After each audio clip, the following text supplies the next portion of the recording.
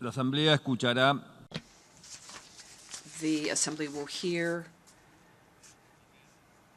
an address by the Prime Minister of the Islamic Republic of Pakistan, His Excellency Imran Khan. May I request protocol to escort His Excellency? I have great pleasure in welcoming His Excellency Prime Minister of the Islamic Republic of Pakistan, and I invite him to address the General Assembly. Bismillah ar-Rahman ar-Rahim. Iyyaka na'budu wa iyyaka nasta'in. Mr. President, Honorable Secretary General, Excellencies, ladies and gentlemen, I feel honored today to represent my country at this forum of world leaders, where we have a chance to discuss problems that the world is facing. I want to talk about a lot of problems, but just 4 today. And I especially came to this forum despite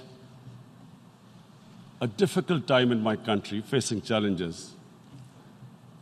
I would not have come, but because I feel that there are some very urgent problems which the world must address. So first of all, I start with climate change. So many leaders have talked about climate change. But Mr. President, I feel that there is a lack of seriousness. Perhaps world leaders some of the leaders who can do a lot, do not realize the urgency of the situation. We have a lot of ideas, but as someone said, ideas without funding is mere hallucination.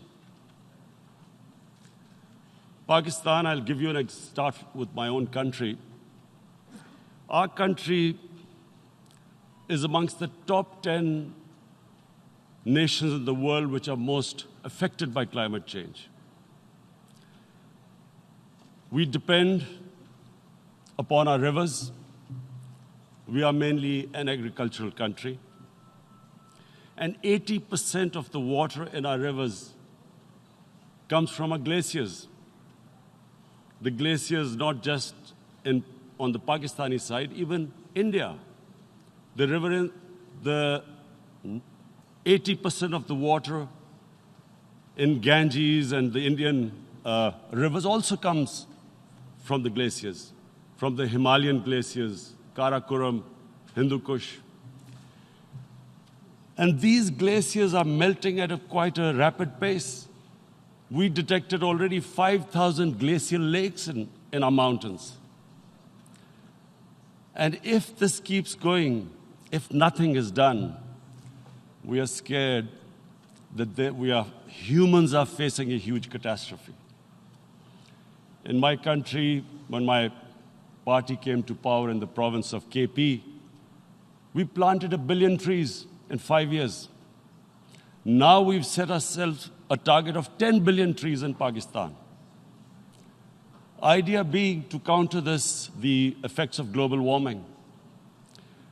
But one country cannot do anything. This has to be a combined effort of the world. My optimism comes from the fact that humans, the Almighty has endowed humans with great powers. We can do anything, provided our survival instinct is stirred up. And this is really what I hope that the United Nations will take a lead in this. There must be more emphasis. Richer countries must be pushed. Countries that are responsible for greenhouse gas emissions. They must be pushed because our country contributes minuscule amount to greenhouse gases. So I feel that the United Nations must take leadership in this. My second issue for me right now is even more critical. Mr. President, every year, billions of dollars leave the poorer countries and go towards rich countries. Billions of dollars siphoned off by the ruling elites of the developing world. And they find their way into Western bank accounts, offshore accounts, tax havens, expensive properties hidden behind companies bought in Western capitals. Mr. President, this is devastating the developing world. This is causing more poverty, debts. It's impoverishing the developing world. The difference between rich and poor countries is growing because of this. Money laundering, which happens because money leaves the poorer countries into rich countries, is not treated the same as, for instance, money from drugs or terror financing. The seriousness which terror financing and money from drugs, the way it is treated, it's not the same. The way the poor countries are being plundered by their elites. It's not happening. In my country, when I took charge of our government a year back, in the 10 years preceding that, our total debt went up 4 times. The debt we had accumulated in 60 years, just in 10 years, it went up 4 times. As a result, the total revenue we collected in 1 year, half of it went into debt servicing. How are we going to spend money on our human beings, 220 million people, when half the money is going into debt servicing? Because our country was plundered by the elites, the ruling elite. And easily they could get the money out. And when, Mr. President, we located properties in Western capitals bought by this money through corruption and money laundering, located the properties of these corrupt leaders, we find it so difficult to retrieve it. That money, if we retrieved that money, we could spend on our human beings. But it's so difficult. The laws protecting these criminals. We do not have the sort of money to have expensive lawyers and spend millions and millions of dollars. We need help from the rich countries. And, Mr. President, it's critical. The rich countries must show political will. They cannot allow this to happen. How can the poor countries spend money on human development, which the United Nations asks, SDG? How are we going to do it when this money can easily leave our countries? So, unless the rich countries intend to build walls to stop economic refugees coming as we see right now, they must take action. They must take action now. It must be a deterrent. Corrupt ruling elites should not be able to take money out easily and park it into foreign bank accounts and into these properties abroad. And I never understand why. Why do we have these tax havens? Why is this allowed? Why shouldn't rich people pay taxes? Why is it legal to have these tax havens where you have these secret accounts? Because, the world is changing. The population of the world is growing. Sooner or later, you're going to have a crisis if the poor get poorer and the rich get richer. There is going to be a crisis sooner or later. So this is my second point. I hope that the United Nations takes a lead in this. It involves the IMF, the World Bank, Asian Development Bank. They must find a way of stopping this plunder of the developing world. My third point is Islamophobia. There are 1.3 billion Muslims in this world. There are millions of Muslims living in other countries, European countries, and the US as minorities.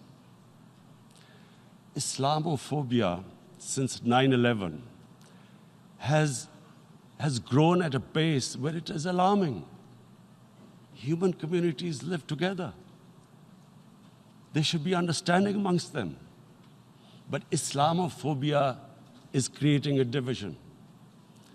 Muslim women wearing hijab, it's become an issue. It's become an issue in some countries. Hijab is some sort of a weapon.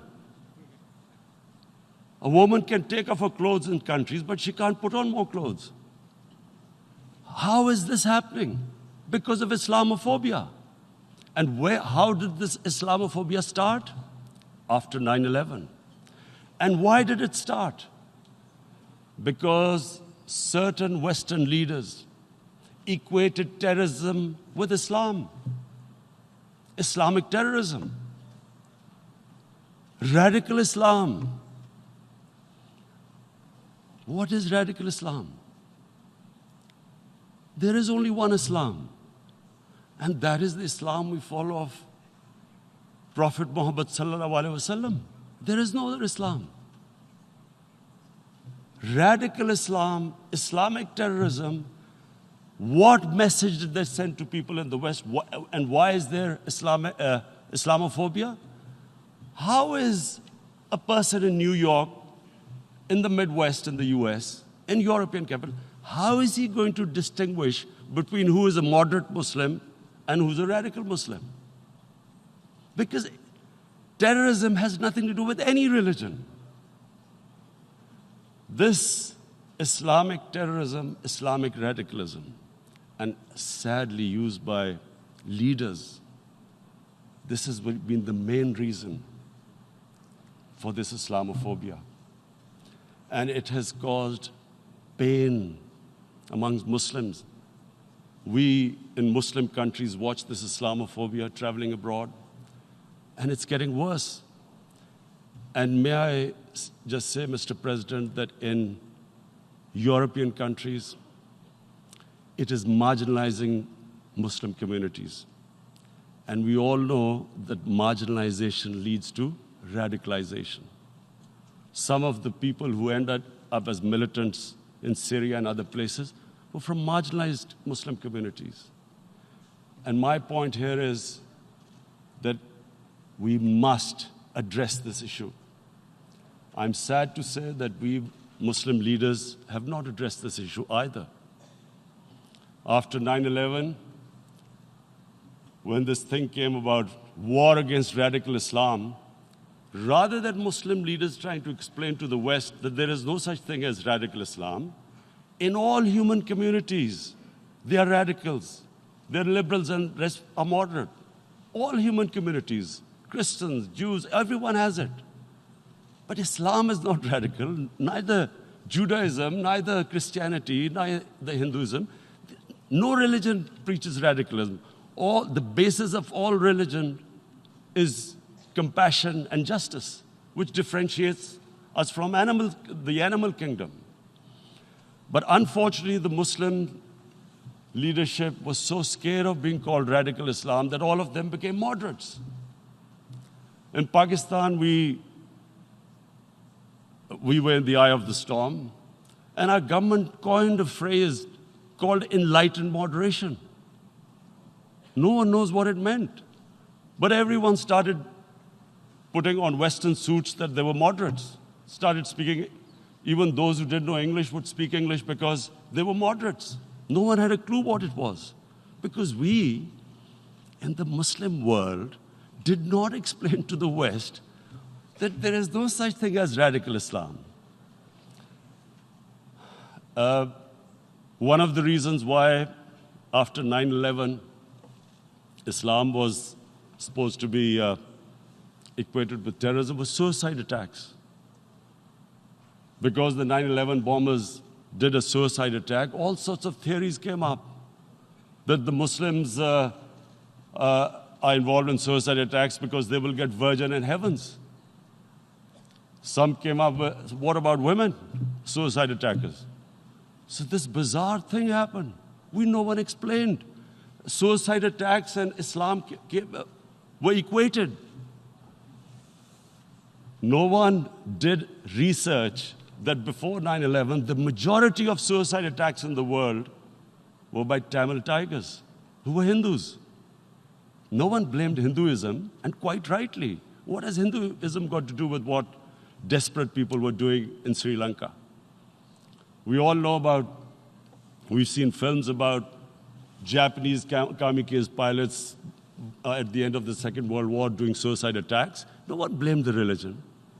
But here we were trying to prove we were moderates and not explaining to the West. But the most important thing I wanted to say here today, in explaining this Islamophobia, Mr. President, and I feel it's very important because I played professional sport in England, I spent a lot of time there. So I know how the Western mind works and how West views religion. So where the misunderstanding about Islam came. And one of the reasons it caused Islamophobia. That was, in 1989, this book was published, maligning, insulting, ridiculing our Prophet Muhammad sallallahu alaihi wasallam. And there was a reaction in the Muslim world. The West couldn't understand what was the problem. Because in the West, because I have spent so much time in the West, religion is perceived completely differently. They don't look upon religion like we do. And so, Islam was supposed to be an intolerant religion. It was against freedom of expression. And Islam took a real beating 30 years ago. I still remember it became a watershed. And every 2 or 3 years, someone would malign our Prophet, peace be upon him. There would be a reaction by the Muslims. And again, it was Islam, an intolerant religion. Again, this time, I blame a certain section of the people in the West who deliberately provoked this, knowing the impact it would have. But the majority of the people in the West didn't understand. This is where, again, Muslim leadership let the Muslims down. We should have explained to them what our Prophet, peace be upon him, means to us. So in 1 minute, I'll try and explain what he means to us. Our Prophet was the witness to the divine book, the Holy Quran. The Holy Quran is the book of guidance for Muslims, and the Prophet's life was living the Quran. He was an example of what the Quran guided us to be. So he is the ideal we all try to get to. The Prophet created the state of Medina, the first state in Islam. That state was the basis of a Muslim civilization which became the predominant civilization for the next 700 years. And what was that state? I hear such strange things about Islam, that it is against women, it's against minorities. The first state of Islam in Medina, it was the first time a welfare state was set up. The state took responsibility of the weak, widows, orphans, poor people, handicapped. It taxed the rich, spent the money on the poor. The state announced that all human beings are children of Adam, hence equal, whatever the color of their skin. The state announced, the Prophet announced that, and slavery, the whole system depended on slavery as it did for many years in the Western societies. The Prophet said that one of the greatest deeds is to free a slave. But because the society depended on slavery, he said, but if you have to treat them as an equal member of the family. And as a result, something happened in a Muslim world which hasn't happened in any other civilization. Slave dynasties appeared. Slaves became kings. The Mamluks, slaves who ruled Egypt. In India, there were slave dynasties. And then, with minorities, again, you hear that Islam is supposed to be against minorities. Let me just make this clear. In Islam, the Prophet announced that everyone was free to practice his religion. It was a sacred duty to protect the places of worship of all religions. He announced that every person is equal in front of law, whatever his religion or his color. And this incredible case, and I always quote this, that the fourth Khalifa, the head of state of Medina, he lost a court case against a Jewish citizen. So, number one, it showed there was a rule of law, no one was above law. And number two, that a Jewish citizen was an equal citizen. So, Mr. President, when a Muslim society is unjust to its minorities, it is going against the religion of Islam and our Prophet, peace be upon him. So, it is important to understand this. The Prophet lives in our hearts. When he's ridiculed, when he's insulted, it hurts. As we human beings understand one thing, the pain of the heart is far, far, far more hurtful than physical pain. And that's why the Muslims react. And I always thought that if I ever had the stage, I would try and explain this to the world community, especially to the Western community, because having lived in the Western community, people didn't understand this. When I first went as a teenager to England, there was a comedy film on Jesus Christ. It's unthinkable in Muslim societies. So we need to explain that, look, in a human community, we must be sensitive to what causes pain to other human beings. We have, in the Western society, and quite rightly, the Holocaust is treated with sensitivity because it gives the Jewish community pain. That's all we ask. That do not use freedom of speech to cause us pain by insulting our holy prophet. That's all we want. And now, the number fourth point, Mr. President, and this is the most critical point, is the reason why I especially came here. It is about what is happening in Kashmir. Before I go on this, I want to make one thing clear. That when we came to power, my first priority was that Pakistan would be a country which will try its best to bring peace. We had been through this war on terror. We joined the United States war on terror after 2001. And Pakistan went through one of its worst periods where 70,000 Pakistanis died and over 150 billion was lost to our economy. And Mr. President, I opposed the war because in the 80s, Pakistan had joined the Western countries in what was the freedom struggle then in Afghanistan against the Soviets. And it was funded by the Western countries.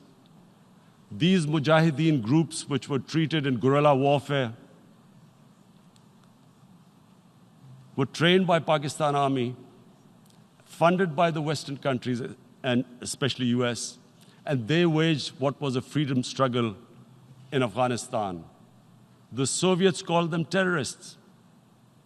We called them freedom fighters. 1989, the Soviets retreated. The Americans packed up and left. Pakistan was left with these groups. Come 9/11, Pakistan joined the United States in this war on terror. And now our government was supposed to, the reason why I opposed joining this war, because here we had indoctrinated them in jihad, meaning freedom struggle against foreign occupation. Now, because we had joined the US, and the US had occupied Afghanistan, now we were supposed to tell them that, no, this is not freedom struggle and jihad, it's terrorism. So that's why I tried to tell then government that, stay neutral because you will have leverage over them. You will be able to control them. But if you join them, you become collaborators and they will attack you, which is what happened. They turned against us. We went through a nightmare. 70,000 people killed in a war we had nothing to do with. No Pakistani was involved in 9/11. Taliban were in Afghanistan. Al-Qaeda was in Afghanistan. What had we to do with it? 70,000 Pakistanis died. So when we came to power, we decided that we would dismantle what was left of these groups. And this decision was taken not just by us, but by all the political parties in Pakistan. Unfortunately, they didn't implement it. So we came to power, we decided to implement it, and we dismantled whatever was left of the groups. And I know that India keeps accusing us that there are these groups there. I would like the United Nations to send observers, see for themselves what we've done. No Pakistani government would have dared to do this because it would have created strife. But we decided that there would be no militant organizations in Pakistan. So I need to give you this background and to what I'm going to say later on. And secondly, we started mending fences. I invited the Afghan president. We developed a relationship with Afghanistan. We had problems with Iran. We mended fences there. And then India. Now let me just give you a little background about my relationship with India. Because of cricket, and cricket being it's a passion in the subcontinent, I had great following in India. I have friends in India, and I loved going to India. So immediately, when my party came to power, the first thing we did was to immediately reach out to India. And I spoke to President Modi, and I said, look, we have similar problems. Climate change, poverty, let's get together. Let's resolve our differences through trade. Let's build a relationship on trust. Prime Minister Modi told me that, there were terrorist attacks from Pakistan. I said, we have problems with you. There are terrorist attacks which we know are instigated by India in Balochistan. We caught a spy, Kulbhushan Yadav, who admitted what the sabotage going on in Karachi and Balochistan. So we said, look, let's leave that behind. Let's move forward. Our main priority should be our people. The highest number of poor people live in the Indian subcontinent. Unfortunately, didn't make any headways. Our foreign ministers were supposed to meet on this in the UNGA last year. India canceled it. We thought that it's their election coming up. It's a nationalist, ultra-nationalist party. It doesn't want to cozy up to Pakistan. So we thought, okay, we'll wait till the elections. Meanwhile, a 20-year-old Kashmiri boy, whose father said was radicalized by the security forces in Kashmir, blew himself up on an Indian convoy. Immediately, India blamed us. I spoke to the Indian public on television. I said, if you give us any iota of proof, we will immediately take action, because we've clamped down on these groups. Rather than sending us any proofs, they sent their jets in, they bombed us. We retaliated. A jet, 2 of their planes were shot down, 1 pilot bailed out in Pakistan. We immediately returned the pilot, saying that, look, we do not want any escalation. Rather than taking that as a peace gesture, the entire campaign, almost the entire campaign of Mr. Modi in the election was how he had taught Pakistan a lesson that jets had killed 350 terrorists. Complete lie. They had just killed about 10 trees of ours, which was quite painful given that, we are growing all these trees. He then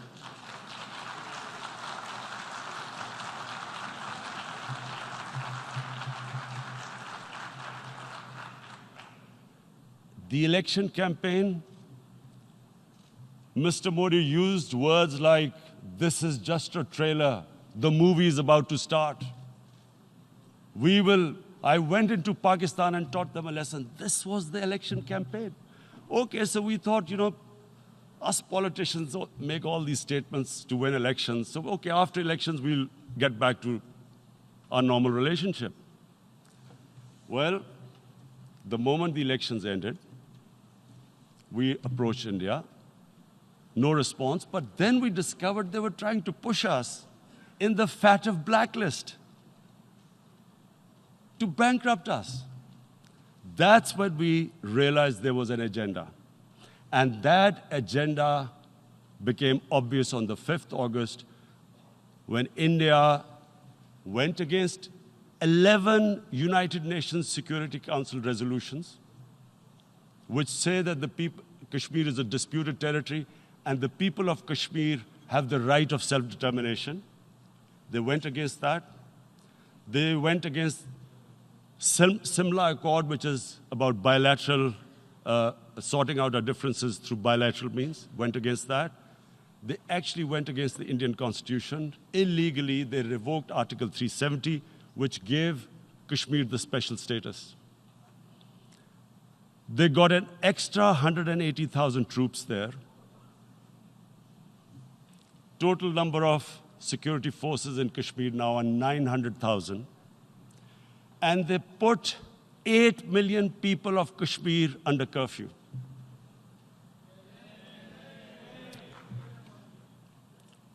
Mr. President, now I just briefly want to make the people understand, how can anyone do something like this? And for that, I have to explain to you what is RSS. RSS, Mr. Narendra Modi is a life member of RSS.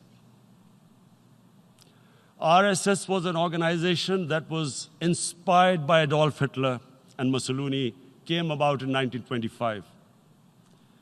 They believed in racial purity, racial superiority. They also believed they were an Aryan race like the Nazi believed they were an Aryan race. All that I'm saying can be verified. This is the time of information revolution. You can Google all this, what I'm saying. But it is very important for me to explain this to you so you know what is happening in India. This RSS believed in the ethnic cleansing of Muslims from India. At one point, there was racial superiority of the Hindu race. Secondly, it was hatred for the Muslims and for the Christians, because they believed that this golden age of Hindu civilization was stopped because of Muslim rule centuries back and then the British rule of India. So it was racial superiority and hatred for Muslims and Christians. This is openly stated. You look at the founding fathers of RSS, Golwalkar and Savarkar. Just Google them and you'll find out. And this ideology of hate is what murdered the great Mahatma Gandhi in 1948. It was this ideology of hate that made Narendra Modi in 2002 do a pogrom against Muslims in Gujarat when he was the chief minister. He allowed 3 days for these RSS goons who were inspired by the Hitler brown shirts. They actually wear brown shirts. This RSS, the Congress Home Minister gave a statement that in RSS camps, terrorists are being trained. And these terrorists butchered 2,000 Muslims and 150,000 Muslims were made homeless. Narendra Modi could not travel to the US because of that. And I need to make you understand this background before I explain to you that what sort of a mindset would lay siege to 8 million people with 900,000 troops. Women, children, sick people, locked in as animals. In fact, of what I know of England, if 8 million animals were locked in, the RSPCA would have made a lot of noise about it. These are human beings.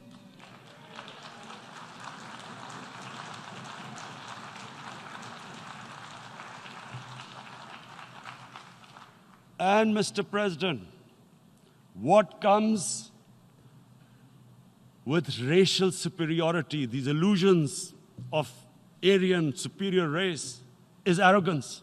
The two go together. And it's arrogance that makes people make mistakes and do stupid things. Cruel things like what Narendra Modi has done. It's sheer arrogance. And it's arrogance that has blinded him from the fact that what is going to happen when the curfew is lifted? Has he thought about it? This hasn't been thought through. What is he going to do when he lifts the curfew? Does he think that people of Kashmir will quietly accept the status quo because India has changed the constitution and taken away the special status? They'll accept that?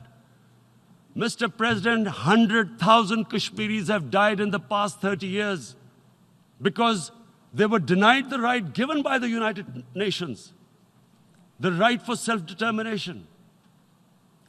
100,000 have died and 11,000 women have been raped.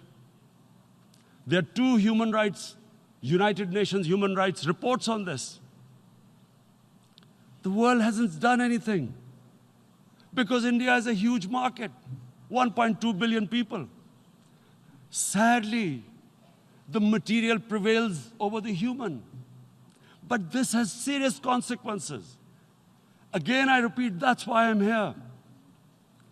Look, what is going to happen when the curfew is lifted will be a bloodbath. The people will come out. There are 900,000 troops there. They haven't come to, as Narendra Modi says, he's done this for prosperity of Kashmir. This is supposed to be for the development. These 900,000 troops, what are they going to do when they come out? There'll be a bloodbath. Has he thought it through what happens then? Mr. President, has anyone thought that what happens when there is a bloodbath? What do you think the impact will have on people of Kashmir? What do you think they will think? The way they have been boxed in their houses, treated like worse than animals, no rights. Thousands of all the political leadership has been arrested, taken out of Kashmir. Even those Kashmiri leaders who were pro-India have been taken out. 13,000 boys have been picked up and taken to God knows which destinations. So what do they think? What will the people of Kashmir do when they lift the curfew? They will be out in the streets. And what will these soldiers do? They will shoot them. They've already used pellet guns, blinded young boys. In the last 6 years, the 5 years, the oppression that has gone on in Kashmir. And so, Kashmiris will be further radicalized. Mr. President, there will be another Pulwama. And guess what? India will blame us. They're already blaming us. They're saying all this is happening because of Pakistan. One of their defense ministers said, there are 500 terrorists lined up on the border to go in. Why would Pakistan send 500 terrorists when there are 900,000 troops? What impact are they going to make? What will they do? And don't we know that the moment there is some terrorist attack, all that will happen is there'll be further cruelty and oppression of the people of Kashmir. We will just give the 900,000 troops to further crush the people of Kashmir. And then we'll give the Indian government an excuse that, look, Pakistan is a terrorist state, and this mantra that has gone on, Islamic terrorism. The moment you use this catchword, Islamic terrorism, the whole world turns away. No one talks about human rights. You can do whatever you want, which is what has happened in Kashmir, because they keep using this word, Islamic terrorism. And this is what they're doing right now. What do we benefit from further increasing the cruelty on the people of Kashmir? And why would we want this? But there is no other narrative left for India. As when they lift the curfew, whatever happens, Pakistan will be blamed, and there is always a danger of another Pulwama. They might come and bomb us again, and then another cycle might start. And what does Narendra Modi think? That 180 million Muslims of India are thinking right now.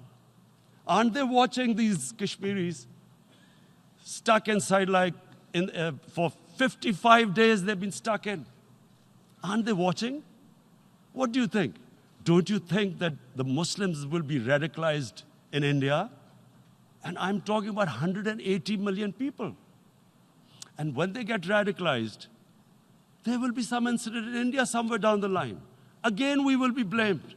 And I'm warning you right now, again, we will be blamed. And, Mr. President, what about 1.3 billion Muslims who are watching this? And they know that it is only happening in Kashmir because they're Kashmiri Muslims. This is not happening to Kashmiri Hindus. They know that this is happening because of their religion. So what do you think they will be thinking? What do you think the Jewish community would think if they were, forget 8,000 Jews stuck like this? What do you think Europeans would think? What do we think? I mean, any human community, if their members are stuck like that, what do you think they will think? Are we a children of a lesser God? Is it not going to cause us pain? And then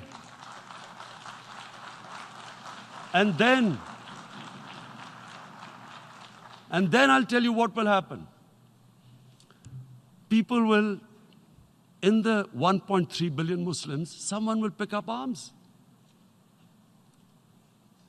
I know we've been brought up with films, Western films.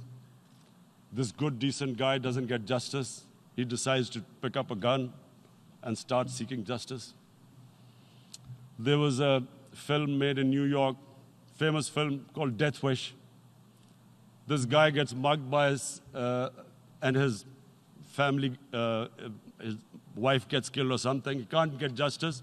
He picks up a gun and he goes around shooting muggers. And the whole cinema cheers him on. So what do you think the Muslims are thinking right now? If there is a bloodbath, there will be Muslims becoming radicals, not because of Islam, but because of what they will see, that there's no justice when it comes to Muslims. There were Rohingya Muslims, Myanmar, who are, God knows, almost 1 million people out, ethnic cleansing. What was the response of the world community? So what do you think will be the response of 1.3 billion Muslims? I picture myself. I'm in Kashmir. I've been locked up for 55 days. I have heard about, and there are rapes, Indian Army going into homes, soldiers. Would I want to live this humiliation? Would I want to live like that? I would pick up a gun. You're forcing people. You are forcing people into radicalization. When people lose the will to live, what is there to live for? And this is what, if you can do this to human beings, you are actually radicalizing people. And so, Mr. President, I want to repeat here, this is one of the most critical times. There will be a reaction to this. Pakistan will be blamed. 2 nuclear-armed countries will come face to face, like we came in February.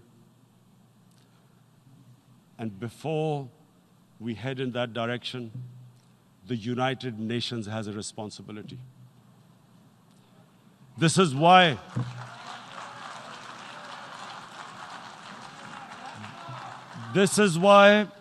the United Nations came into being in 1945. You were supposed to stop this happening.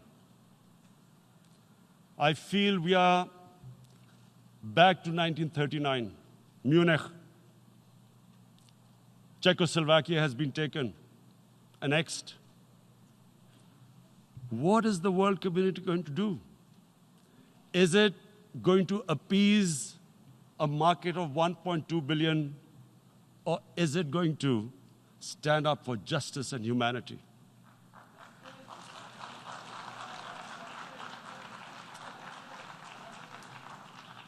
If this goes wrong, you hope for the best, but be prepared for the worst.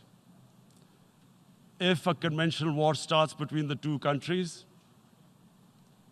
Mr. President, if a conventional war starts, and anything could happen, but supposing a country 7 times smaller than its neighbor is faced with the choice, either you surrender or you fight for your freedom till death, what will we do?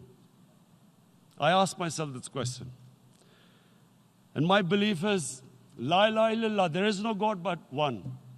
And we will fight. And when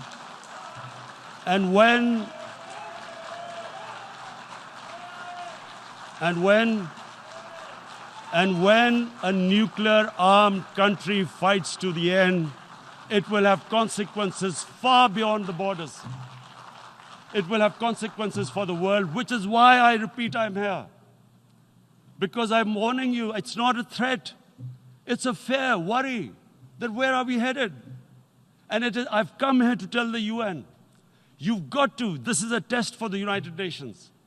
You are the one who guaranteed the people of Kashmir the right of self-determination. They are suffering because of that. And this is the time. This is the time not to appease like in 1939 appeasement took place. This is the time to take action. And number 1 action must be that India must lift this inhuman curfew, which has lasted for 55 days. It must free all political prisoners, and especially those 13,000 boys that have been picked up. Parents don't know where they've disappeared. And then the world community must give the people of Kashmir the right of self-determination. Thank you. En nombre de la Asamblea General agradezco. On behalf of the General Assembly, I would like to thank His Excellency, the Prime Minister of Pakistan, and I ask protocol to escort His Excellency.